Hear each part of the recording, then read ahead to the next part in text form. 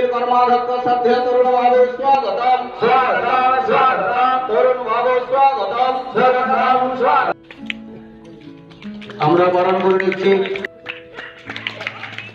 পশ্চিম মেদিনীপুর জেলা কমিটির অন্যতম সদস্য মাননীয় তরুণ চক্রবর্তী মহাশয়কে।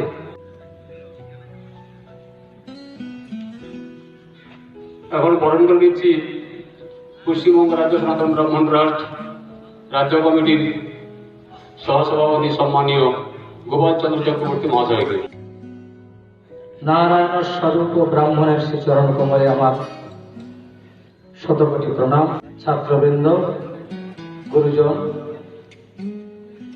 মাইকের শব্দ যতদূর পর্যন্ত পৌঁছতে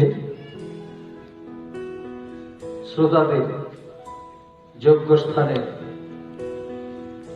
প্রীতি, ভালোবাসা, প্রণাম, শ্রদ্ধা জানাই। যে ব্রাহ্মণ সন্তানদের সুশিক্ষিত করার জন্য পৌরোহিত্য কর্মে একটা পূজা আবাসিক পূজা পাঠ প্রশিক্ষণ শিবির করছি, আজকে তার অন্তিম লগ্ন। সেই অন্তিম লগ্নে আমরা আজকে আমাদের অনুষ্ঠান, সেই অনুষ্ঠানে মানস রঞ্জন ভূঁইয়া তথা প্রাক্তন বিধায়িকা গীতা রানী ভূঁইয়াকে এখনো আশায় আছি আসবেন। বন্দে পুরুষোত্তম, বন্দে সনাতন, বন্দে ব্রাহ্মণোত্তম, বন্দে সংস্কৃতম। ওম স্থাপকায় চ ধর্মস্য সর্বধর্ম স্বরূপিণে অবতার বরিষ্ঠায় রামকৃষ্ণায় তে নমঃ।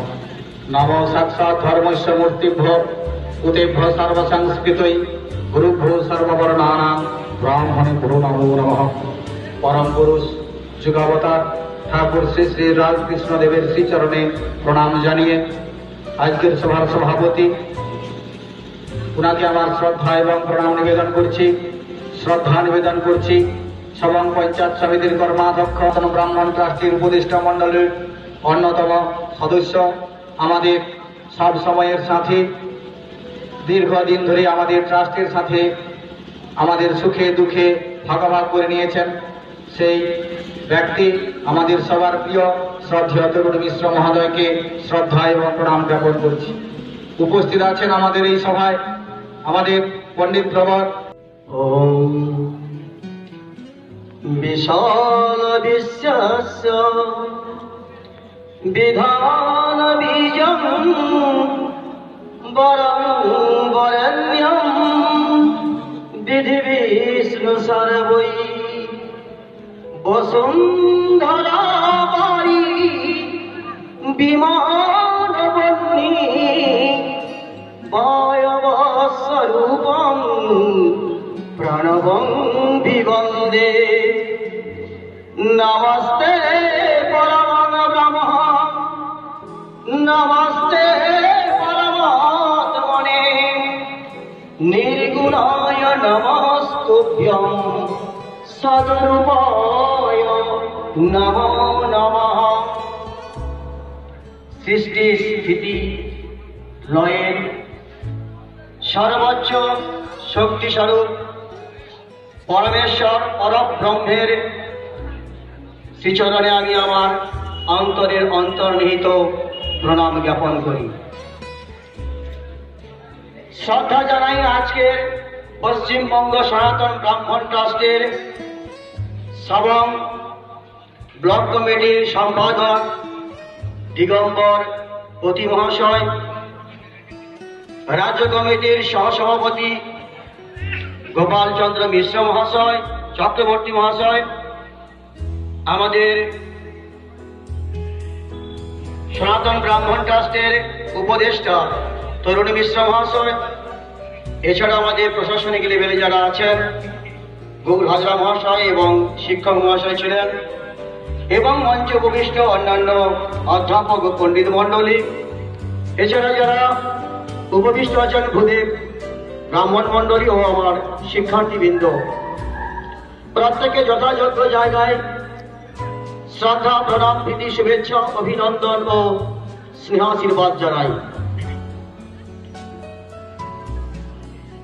আজকের আমাদের এই ব্রাহ্মণ ট্রাস্টের উদ্যোগে আমরা যে আজকের একত্রিত হতে পেরেছি, এটা সবচেয়ে আমাদের গৌরবের বিষয়। কারণ বলা আছে কলৌ সংঘ শক্তি, ইউনিটি ইজ দ্য স্ট্রেংথ। যদি একতা না থাকে তাহলে আমরা কিন্তু দুর্বল হয়ে পড়ব। প্রত্যেকটা ক্ষেত্রে, প্রত্যেকটা কর্মের স্থান কাল পাত্র বিশেষে আমাদের কিন্তু একত্রিত হতে হয়। আর এই একত্রিতটা হলো আমাদের গীতার সেই বাণী, যোগ কর্মসু কৌশলম। আমরা যদি যোগ হতে পারি তাহলে আমরা কিন্তু কর্ম করার কৌশলটাকেও আয়ত্ত করতে পারবো। তাহলে আমাদের যুক্ত হতে হবে প্রত্যেকটা ক্ষেত্রেই, প্রত্যেকটা মানুষ, প্রত্যেকটা সম্প্রদায়। আর যুক্ত হলেই আমাদের কিন্তু শক্তি বৃদ্ধি পাবে। সেই জায়গাটাকে আমাদের সদা সর্বদা স্মরণ রাখতে হবে।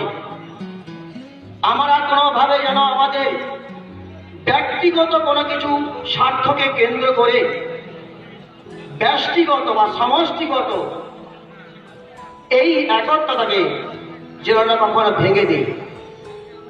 আমাদের ব্যক্তিগত স্বার্থ আমাদের ব্যক্তিগত জায়গায় থাকবে, দেশ ও দেশের উন্নয়নে আমরা সেসব ভুলে সমষ্টিগত জায়গায় একত্রিত হব। এই অঙ্গীকার আমরা আজ এখান থেকেই করব। তাহলে দেখবেন অদূর ভবিষ্যতে এই ব্রাহ্মণরা একটা সেই উচ্চ শিখরে পৌঁছে গেছেন। ম্যাক্স মুলার বলেছিলেন, যদি ভারতবর্ষের কোনোদিন অধঃপতন হয় তো ব্রাহ্মণদের দ্বারাই হবে। আর যদি কোনোদিন এই ভারতবর্ষ উচ্চ শিখরে পৌঁছে যায় তাহলে এই ব্রাহ্মণদের দ্বারাই হবে। একজন দার্শনিক, যখন সারা পৃথিবীতে কোনো বিশ্ববিদ্যালয় তৈরি হয়নি, কিন্তু আমাদের ভারতবর্ষে তখন বিশ্ববিদ্যালয় তৈরি হয়ে আছে, নালন্দা, তক্ষশিলা যে বিশ্ববিদ্যালয়। তাই বাইরে থেকে এদেশে জ্ঞান অর্জন করতে আসতেন। তারা সংস্কৃতজ্ঞ হয়েছিলেন এবং বুঝেছিলেন আমাদের যে ধর্মশাস্ত্রগুলি আছে এগুলো কেবলমাত্র সকপল কল্পিত পৌরাণিক গল্প কাহিনী নয়। আপনাদের সামনে বারে বারেই আমি আলোচনা করেছি যে আমাদের বেদ সম্পূর্ণ বিশুদ্ধ বিজ্ঞান। নিশ্চয়ই আপনারা আমার সেই বক্তব্যের মধ্যে বুঝতে পেরেছেন। কিন্তু এটা বিদেশিরাও বুঝতে পেরেছিলেন যে ভারতবর্ষের বেদ হচ্ছে সবচেয়ে পৃথিবীর প্রাচীনতম স্ক্রিপ্ট। বেদ যার অর্থই হলো জ্ঞান। অতএব সেই জ্ঞান যদি কেউ প্রকৃত অর্থে অর্জন করতে পারেন তাহলে তিনি দেশ ও দেশের উন্নয়ন করতে পারবেন। কিন্তু এই নীতির জায়গা তারা বুঝতে পেরে গেছিলেন এবং তাদের ষড়যন্ত্র ছিল। কি ষড়যন্ত্র? If you destroy any nation, at first destroy his history. তারা বুঝতে পেরেছিলেন এইসব ইতিহাস যদি ওদের কাছে থাকে তাহলে কিন্তু এরা সারা বিশ্বে আবার সেই গুরুর জায়গায় প্রতিষ্ঠিত হবে। যখন তারা এটা বুঝতে পারলেন তাই তারা কি করলেন, আমাদের ইতিহাসটাকে নষ্ট করার চেষ্টা করলেন। এই নালন্দা বিশ্ববিদ্যালয়ে 5 লক্ষ বই ছিল। বখতিয়ার খালজি আগুন লাগিয়ে দিলেন, নষ্ট হয়ে গেল। আর কিরকম ঐতিহাসিকরা দেখুন, তাদেরকে আইকন করে দেখিয়ে দেওয়া হলো। তাদের নামে দেখুন কোন একটা জায়গায় রেল স্টেশন, বিহারের বখতিয়ার খালজি স্টেশন। এইভাবে একটা কনস্পায়ার আজকে যে ধর্মান্তরিত আমরা হচ্ছি, জোশুয়া প্রজেক্ট, জোশুয়া প্রজেক্ট অনেকদিন আগে থেকেই চলছে, বছর বছর চলছে। তারা দেখছে যে ভারতবর্ষে যারা অর্থনৈতিক দিক থেকে দুর্বল আছে, যাদের কাছে সাহিত্য সভ্যতা পৌঁছায়নি, তাহলে তাদের একটা করে উইক পয়েন্ট তোমরা আছে খুঁজে বার করো। ওই উইক পয়েন্ট দেখে ওদের কিছু অর্থনৈতিক সাহায্য করো, ধর্মের জন্য নয়। আজকে যারা সনাতন ধর্মের মানুষ ধর্মান্তরিত হচ্ছেন তারা কেউ ধর্মের জন্য নয়, তারা কেবলমাত্র কনভার্টেড হচ্ছেন ধনের আশায়। একটু পর্যালোচনা করে দেখবেন, যারা এইসব ফেক নিউজ ছড়িয়ে ফেলে, হাততালি মারলেই হচ্ছে রোগ ভালো হয়ে যায়। তাদের দেশেই তো বড় বড় প্রজেক্ট থেকে ছাত্ররা পড়তে যায় এমডি এমবিবিএস ইত্যাদি করতে, তাহলে একটা ফেক নিউজ নয়? এগুলোকে কালচার করে না, যখন কিছু একে আর কি না ষড়যন্ত্রকারীদের প্ররোচনায় পড়ে ধর্মান্তরিত হয়ে যায়। আপনারা চিন্তা করুন যে এমন কোন সর্বে সুখীন ভবন্তু, সর্বে সন্তু নিরাময়া, সর্বে ভদ্রাণি পশ্যন্তু, মা কশ্চিৎ দুঃখ ভাগ হবে, কোন একটা সম্প্রদায়কে নিয়ে এখানে মন্ত্রটা তৈরি হয়েছে। তাহলে ঋষিদের কিরকম উদার চরিত্র ছিল, সেখানে সারা পৃথিবীকে আপন করতে শিখেছেন। এ পর্যন্ত শুনেছেন সনাতনীরা কোন রাষ্ট্রকে দখল করে নিয়েছে, আগ্রাসী মনোভাব নিয়েছে, কিন্তু অন্যান্যরা করছে। তথাপি সনাতন ধর্ম খারাপ হয়ে গেল। যখন আমরা গঙ্গায় তর্পণ করতে যাচ্ছেন, আব্রহ্ম ভুবন লোকা দেবর্ষি পিতৃমানবা, তাহলে কি ভারতবর্ষ ছেড়ে শুধু ভারতবর্ষের মানুষদের জন্য তৃপ্তির কামনা করছেন ওই তর্পণে? না সারা বিশ্বের যত জীবজন্তু যা মানুষ আছে প্রত্যেকের তৃপ্তির জন্য ওই জল প্রদান করতেছেন। কত উদার ভাবে লেখা, নিরপেক্ষ ভাবে এই গ্রন্থ লেখা, কিন্তু পৌঁছাবে কি? আমাদের ধর্মগ্রন্থে যেসব বার্তা আছে সার্বিক, নিরপেক্ষ, উদার, সর্বজন হিতকর, যজ্ঞ করলে কি কেবল যার বাড়িতে যজ্ঞ হচ্ছে কেবল তারাই উপকার পায়? যখন যজ্ঞের দ্রব্যগুলো যখন শক্তিতে পরিণত হয়ে কনভার্টেড হয়ে যায়, যখন প্রত্যেকটা জায়গায় ওই বায়ুমণ্ডলটা ছড়িয়ে পড়ে, তাহলে কি ওই যজমান যিনি করলেন তিনি উপকার পেলেন, না যতদূর পর্যন্ত ওই বায়ুমণ্ডলের মধ্যে ছড়িয়ে গেল প্রত্যেকেই পেল? ব্যক্তিগত খরচাই করছে কিন্তু সকলের উপকারের জন্য। এগুলো চিন্তা ভাবনা করার দরকার আছে। আর এই চিন্তা ভাবনা আসবে কোথা থেকে? যারাই সনাতন ধর্মের ধারণ বাহক প্রচারক, তাদের দ্বারাই। আমরা কেবলমাত্র এই চালকলা বাধা ব্রাহ্মণের মধ্যে আবদ্ধ থাকবো না, আমরা বিশ্ব বরেণ্য হব, সকলের শ্রদ্ধার ভাজন হব।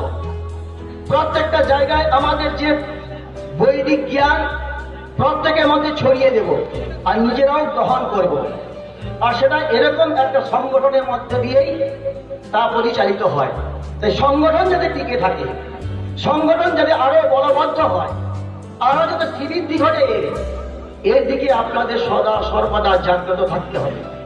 এবং আমাদের প্রশাসনিক লেভেলে যারা আমাদের সাহায্য করছেন তাদের দিকটাও দেখতে হবে, কেন তাদেরকে নিরপেক্ষ দৃষ্টিতে অনেক কিছু কাজ করতে হয়। কেবলমাত্র আমরা আমাদের আত্মাটাকেই তাদের কাছে পৌঁছে দেবো, কিংবা এটাকেই নিয়ে সবসময় ইনিবিনি করবো। জঙ্গলে বসে থাকে, পেশেন্ট তার কাছে পৌঁছে যায়। চন্দন কাঠ ব্যাঙ্গালোরের জঙ্গলে আছে, চন্দন দস্যু অনেক কিছু ভয়ানক পরিস্থিতিকে জয় করে ওকে নিয়ে আসে। চন্দন কাঠ তো কোনো বিজ্ঞাপন দেয় না যে আমি এই জঙ্গলে আছি, আমাকে তুমি নিয়ে যাও। তাহলে আমরা যদি যোগ্য হই, আমাদেরকে ওই কি বলা যায় যে যেচে মান কেঁদে সোহা, আমার প্রশংসা করো, আমাকে ডাকো, উমুক করো তুমুক করো, এই জায়গাগুলো থাকে না। আপনি আপনার যোগ্যতা অর্জন করুন, দেখবেন আপনি আপনার যোগ্য ব্যবহারও পাবেন, এই নিয়ে কোনো সন্দেহ নেই। যাই হোক, আমাকে অনেকেই আছেন, সংক্ষেপ করতে বলা হয়েছে।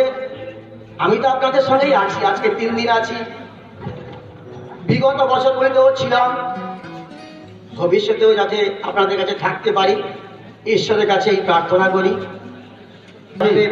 আপনারা চলে যাচ্ছেন কেন? সমস্ত ভূদেব মণ্ডলীকে সশ্রদ্ধ প্রণাম জানাই। আমি ব্রাহ্মণ কুলের সন্তান, হয়তো যাজন বৃত্তি করতে পারি না কারণ অন্য প্রফেশনে থাকার জন্যে। আমি আপনাদের সঙ্গে আছি।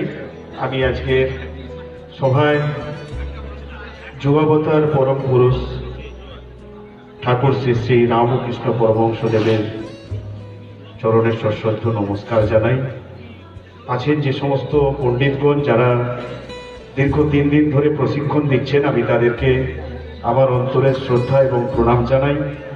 আছেন আজকের সভার সভাপতি, আছেন আমাদের সঞ্চালনা করছেন গোপালবাবু, রাজ্য কমিটির সহসভাপতি, আছেন আমাদের বিদগ্ধ পণ্ডিতগণ, আমাদের কালীপদ কালীশঙ্কর স্বর্ণবিঘ্ন মহোদয় আছেন, ভূতুনাথ ভট্টাচার্য মহোদয় আছেন, কেশবচন্দ্র পাণ্ডা মহোদয় আছেন, চক্রপ্রাণীবাবু আছেন, বিজয়বাবু আছেন এবং অন্যান্য আপনারা যারা আছেন। আর সর্বাপেক্ষী ধন্যবাদ জানাই আমি দিগম্বর বাবুকে, যে উনি অত্যন্ত ওনার দৃঢ় চেতা এবং ওনার যে মানসিকতা, যে ব্রাহ্মণদেরকে এই যে ব্রাহ্মণ ঐক্যম বললাম, ব্রাহ্মণ ঐক্য রাখা এটা চারটিখানি ব্যাপার নয়। কারণ একটা বাড়ির মধ্যে যদি অনেক গুণীজন থেকে যায় সেখানে খুব সমস্যার হয়। সমস্ত গুণীজনেদের একসাথে বেঁধে রাখার যার ক্ষমতা, আমি আমাদের দিগম্বর বাবুকে আমি সশ্রদ্ধ নমস্কার জানাই। অ্যাকচুয়াল ত্রিপ্রায়িক আহারের আপনাদের সময় হয়ে গিয়েছে, আমি সময়ে এসেছি। আমাদের যুগ্ম সমষ্টি উন্নয়ন আধিকারিক হয়তো আসতেও পারে, বিশ্বরূপ বিশ্বাস হয়তো আসার কথা, উনি আমাকে জানিয়েছেন যে আমি হয়তো যেতে পারি। আমাদের মন্ত্রী মহোদয় আসতে পারছেন না, দূরে আছেন। আমি আপনাদের কাছে ব্রাহ্মণ ট্রাস্টের একদম আদিকাল থেকে আপনাদের সঙ্গে আছি মানে এমন নয় যে আমি কোনো, যে বোধহয় এবারকার শারদ উৎসব অনেক পুরোহিতরাই বোধহয় পৌরোহিত্য করতে যেতে পারতেন না যদি কোভিড ভ্যাকসিন না থাকতো। কারণ বিভিন্ন মণ্ডপে মণ্ডপে, শুধু আমার স্টেটে, অন্যান্য স্টেটে যেতে গেলে তো ডবল ডোজ আছে কিনা এবং তার কোভিড প্রোটোকল মেনটেন করেছে কিনা, নাহলে মণ্ডপে নিত না। আমি আন্দোলন করে প্রথম বলেছিলাম যে ঢাকি আর পুরোহিতদেরকে আগে ভ্যাকসিনেশনের ব্যবস্থা করতে হবে। তাদের যা যোজন যাজনের কাজ, সেখানে গিয়ে তারা যদি বিভিন্নভাবে আটকে পড়েন, এটা শুধু রুজি রোজগার নয়, বিশ্ব মঙ্গল, বিশ্ব কল্যাণের ক্ষেত্রে আমাদের ক্ষেত্রে অসুবিধা হবে। অতি সাম্প্রতিককালে করোনা মহামারী নিয়ে যা আপনাদের যা সমস্যা ছিল, সেটাকে সমাধান করতে গিয়ে একটা ভালো কাজ যখন আপনি করতে যাবেন, আমাদের ধন্যবাদ জানাই আমাদের block medical officer of health DMOH doctor কান্ডারকে। তিনি আমাদের সমস্ত পুরোহিতদের ভ্যাকসিনেশনের ব্যবস্থা করেছেন, আমি ধন্যবাদ জানাই এই সবার থেকে। এটা আমি করিনি, আমি নিমিত্ত মাত্র, আপনারাই সহযোগিতা করেছেন এবং ডিএমওএইচ সাহেব এটাকে মদত করেছেন যে হ্যাঁ করতে হবে। কিন্তু দেখবেন ভ্যাকসিনেশন নিয়ে কে আগে পাবে কে পরে পাবে, এটা নিয়েও ঠেলাঠেলি আছে।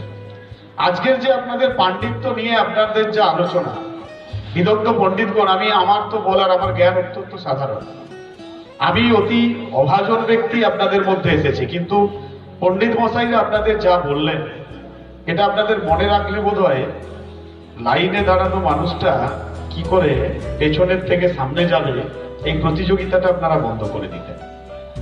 এই প্রতিযোগিতা শুধু যে মূঢ় আর অপ্রাচীনের কণ্ঠস্বর একটু বেশি হয়।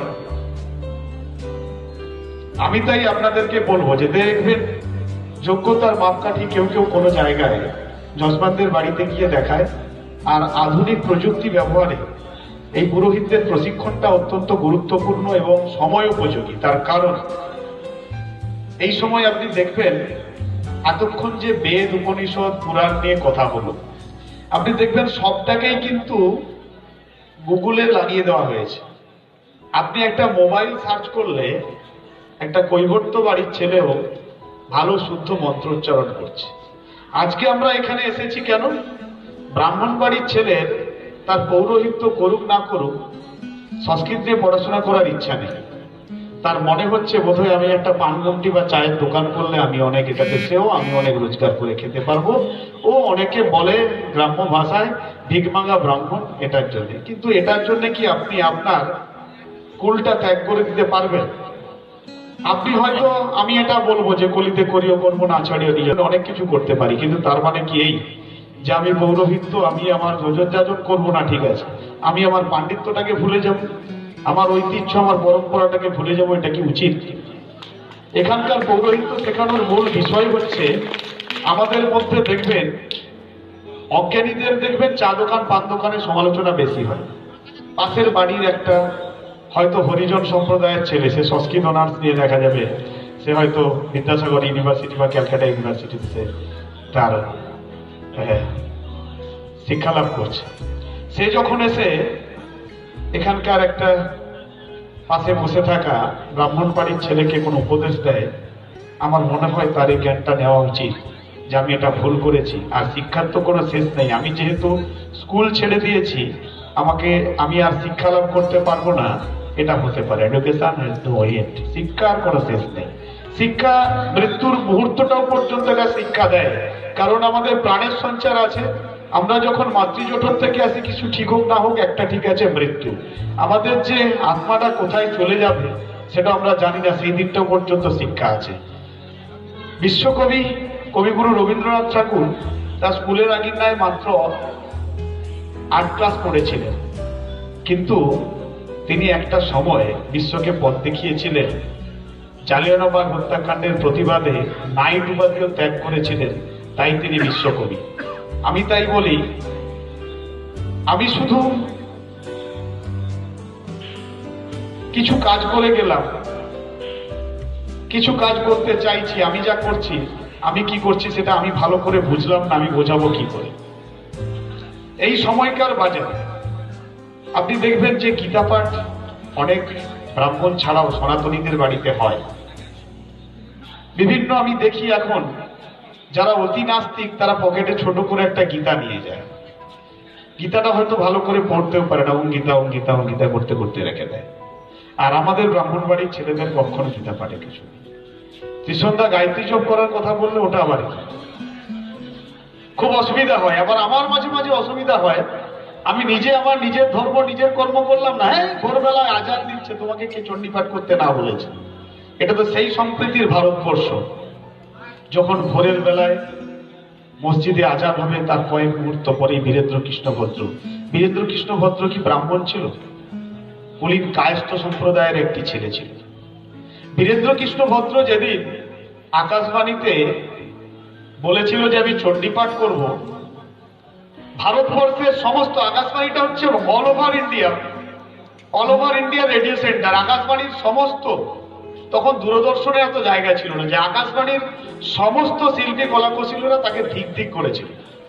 সে ছাড়লো না, শুনলো না, মানল না, তার পাণ্ডিত্য দেখিয়ে দিলেন, এবং তার মধ্যেই কিন্তু দেবী আদ্যাশক্তি মহামায়ায় বিরাজ করেছিলেন। তাই চোখ বন্ধ করে তিনি কেঁদে ফেলেছিলেন। এখনো পর্যন্ত আমরা বীরেন্দ্র কৃষ্ণ ভদ্রের চণ্ডীপাঠ গায়ের লোক খাড়া দেয়, সেই স্তোত্র পাঠ আমরা শুনি মহালয়ার ভোরে।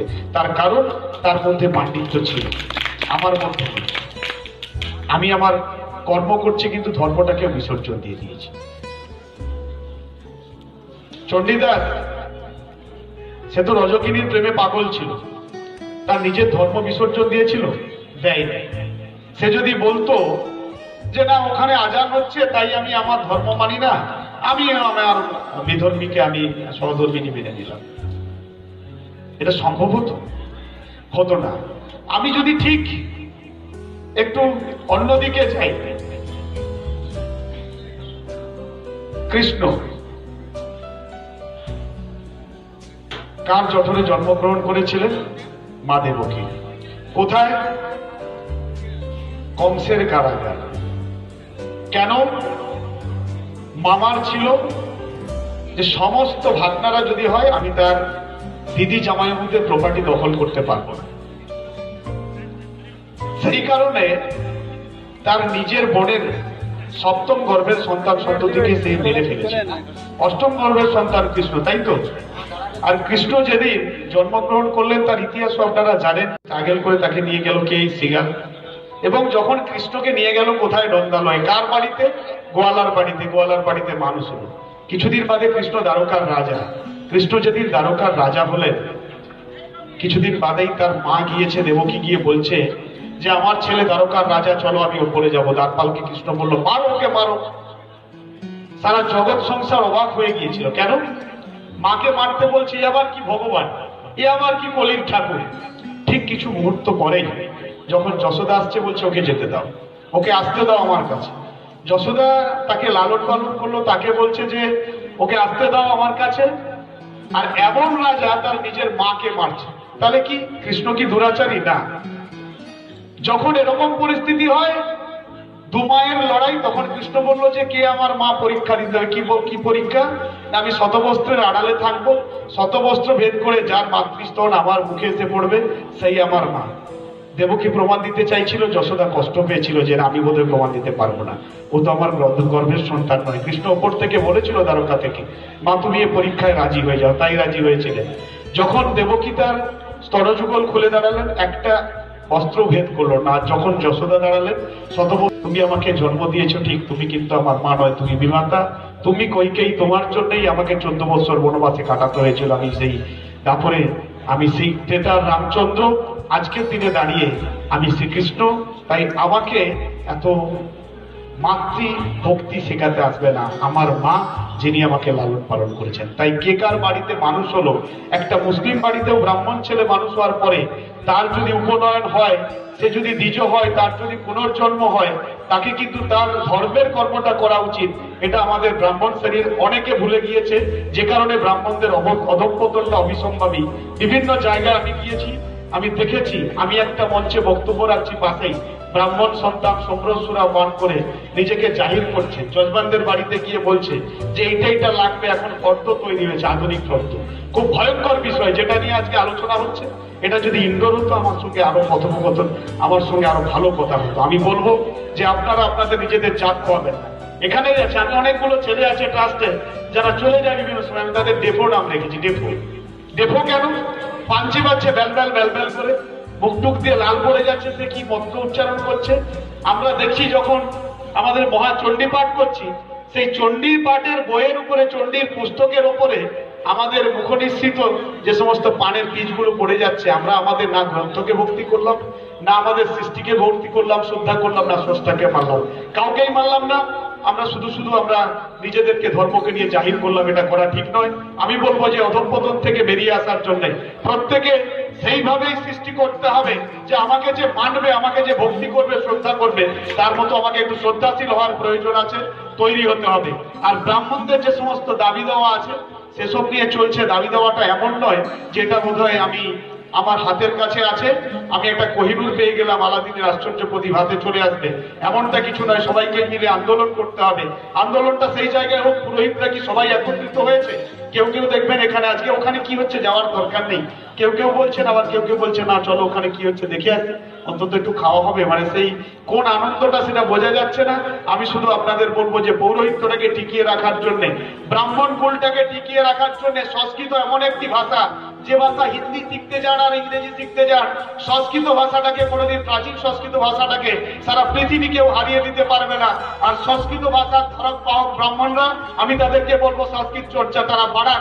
তারা পাড়ায় পাড়ায় গিয়ে, এখন তো আর টোল নেই, এখন তো আর গুরুগৃহ নেই, নিজেরাই তৈরি করুক। কবে সরকার দেবে দেখার দরকার নেই, কবে মাসির কোপ বেরোবে, মাসি কবে বেশ হবে এটা জানার দরকার নেই। নিজেদের প্রয়োজনে নিজেদেরকে তৈরি হতে হবে। আমি যদি আমার মতো তৈরি হই, তাহলে আমাকে নিশ্চিত মানবে। কারণ আমি যদি সমাজ গঠনের কারিগর হই, ব্রাহ্মণ যদি জাতির শ্রেষ্ঠ, বর্ণের শ্রেষ্ঠ হয়, ব্রাহ্মণ যদি সনাতনীরা হয়, তাদেরকে সেভাবে তৈরি হতে হবে। কে কখন কার দিকে দেখবে, মামা করে কখন গরুর দুধ দেবে, আমি খেয়ে পুষ্টি সাধন করবে, এটা প্রয়োজন নেই। আমার প্রয়োজন, আমি আমার প্রয়োজনের তাগিদে আমি কোথায় পুষ্টি সাধন হয়, কোথায় কি করলে আমি সাধন ভোজন করলে আমার নিজের ভালো হয়, সেটা আগে করতে হবে। ব্রাহ্মণদের সমস্ত আমাদের শিষ্যকুলকে, সমস্ত যজমানকুলকে বাঁচিয়ে রাখার দায়িত্ব, তার মানে আমাদের উপর গুরু দায়িত্ব। তাই আমরা গুরুকুল, আমাদেরকে সেই শিক্ষা আমাদের নিতে হবে, আমাদের সেই পাশ্চাত্যের শিক্ষায় যেতে হবে, যেই শিক্ষার জন্য এক একটা সময় আমাদের প্রাচীন মুনি ঋষিরা ধ্যানস্থ হতে হতে কোন সময় প্রাসাদ সম, কোন সময় দেখা গেছে পর্বত সম তার সামনে ঢিবি হয়ে গিয়েছে, কিন্তু তার ধ্যানস্থ ছিলেন, ধ্যানমগ্ন থেকে সে নিজের থেকে এতটাই তৈরি ছিলেন যে শুধু বায়ু নিঃশ্বাস, বায়ু নিয়েই কিন্তু বেঁচে থাকতে পারতেন। আমরা সেই জায়গাতে কেন ফিরে যেতে পারবো না? আর কোনোদিন ভারতবর্ষ নয়, সারা পৃথিবী জ্যোতির্বিজ্ঞানকে বাদ দিয়ে কোনোদিন বিজ্ঞান হতে পারে না, যেটা দীর্ঘ সময় ধরে পণ্ডিতরা আলোচনা করেছেন। আমি একমত, আজকে যদি কোনো বিজ্ঞানের ক্ষমতা থাকে, সূর্যোদয়, চন্দ্রগ্রহণ, সূর্যগ্রহণ, জোয়ার ভাটা আটকে দেখান, আর সেটার জন্যই পুরোহিত কুল, গুরুকুলকে প্রয়োজন আছে। তার জন্যই মনুষ্য সমাজ যতদিন বেঁচে থাকবে, গুরুকুল থাকবে, পৌরোহিত্য থাকবে, তার জন্যই আমাদের ভালো ভালো আমাদের পাণ্ডিতদের প্রয়োজন আছে। আমি আজকে খুব খুশি, আমাদের এই তরুণ প্রজন্ম যারা এসেছে, আমি তাদেরকে আমার সর্বাশিস, আমার সর্বাধিক তাদের জন্য আশিস থাকলো। আমাদের যারা ছোট ছোট ভাইয়েরা এসেছে, যারা শিক্ষা লাভের জন্য, তারা যেন সেই গুরুদের সাথে কথা বলে। আমি বলবো যে আমাদের সমস্ত সাধু গুরুদের সাথে একসাথে মিশে, এ সময় একটা অন্য সমাজ এসেছে। এ সময় আমি দেখেছি একদিকে খ্রিস্টানরা, তারা তাদের প্রভাব বিস্তার করছে।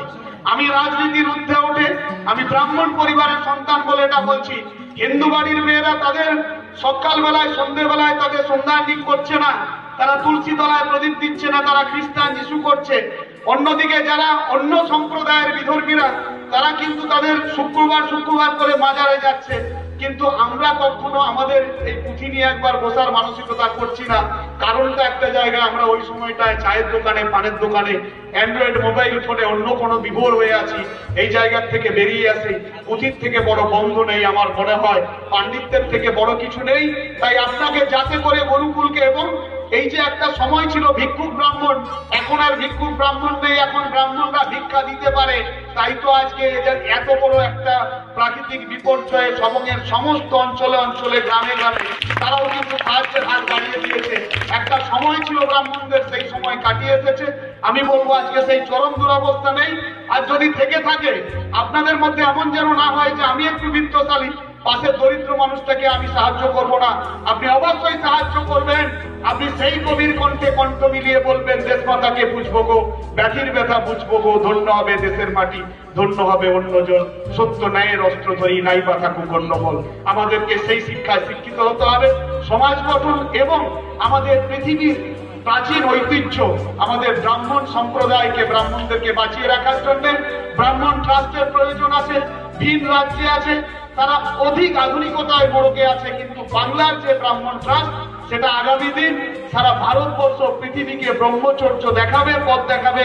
এই আশা নিয়ে আপনাদের সবার নিরব সুস্থ জীবন কামনা করে, ট্রাস্টের শ্রীবৃদ্ধি কামনা করে 3 দিনের প্রশিক্ষণ শিবিরে যারা এসেছেন সবাই আবার করতালিকে অভিনন্দন জানান। আমাদের আজকে পুরোহিত, আমাদের যে প্রশিক্ষণ শিবির, এই শিবিরে উপস্থিত হয়েছেন সবংয়ের যুগ্ম সমষ্টি উন্নয়ন আধিকারিক সম্মানীয় বিশ্বরূপ বিশ্বাস মহোদয়। বিশ্বরূপ বাবুকে আপনারা সবাই করতালি দিয়ে একবার অভিনন্দন জানান। দেরিতে হলেও আমি অবশ্য অনেক দেরিতে খবর দিয়েছি। আমাদের যুগ্ম সমষ্টি উন্নয়ন আধিকারিক সাহেবকে আমি বরণ করে নিতে বলবো এবং বিচার কথা বলার জন্য আমার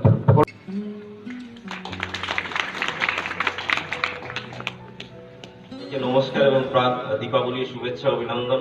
আজকে ভিডিও স্যার আসার কথা ছিল, যাই হোক উনি আসতে পারেননি, ওনার পরিবর্তে আমি এসেছি এবং এখানে আসতে পারে আমি খুবই খুশি। আরো কাছে আসতে পারি, যদিও আমরা সবসময় আপনাদের সাথেই থাকি। ছিল তা ভালোভাবে সম্পন্ন হয়েছে এবং এই ট্রেনিং আপনাদের আরো ভালোভাবে আপনাদের কাজে সম্পন্ন করবেন এবং উদ্বুদ্ধ করবেন যাতে আপনারা আরো ভালোভাবে কাজ করেন, সমাজে আরো ভালোভাবে নিজেদের জ্ঞান সমাজের মানুষের মধ্যে ছড়িয়ে দিয়ে সাহায্য করেন। আমার বিশেষ কিছু বলার নেই। আপনারা সবাই ভালো থাকুন এবং আশা করব এরকম ট্রেনিং প্রতি বছরই হবে এবং আপনাদের আরো জ্ঞান সম্বর্ধনা হবে। এই বলে আমি শেষ করছি। নমস্কার, ধন্যবাদ।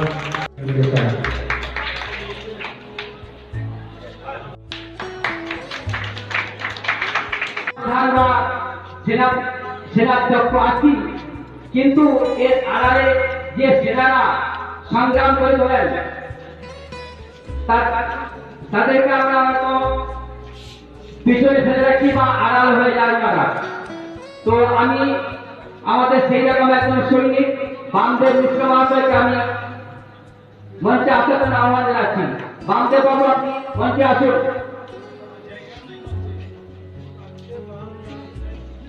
অল্প বয়স আমাদের তুলনায়, কিন্তু কর্মে তিনি এমন সুন্দরভাবে লিখেছেন, কিছুক্ষণ পূর্বে আমাদের উনি হিসাব প্রদর্শন সঙ্গে মঞ্চে চলে এসো এবং ওনাকে সবই মিশ্র মহাশয়কে সবাই উঠানে আসুন।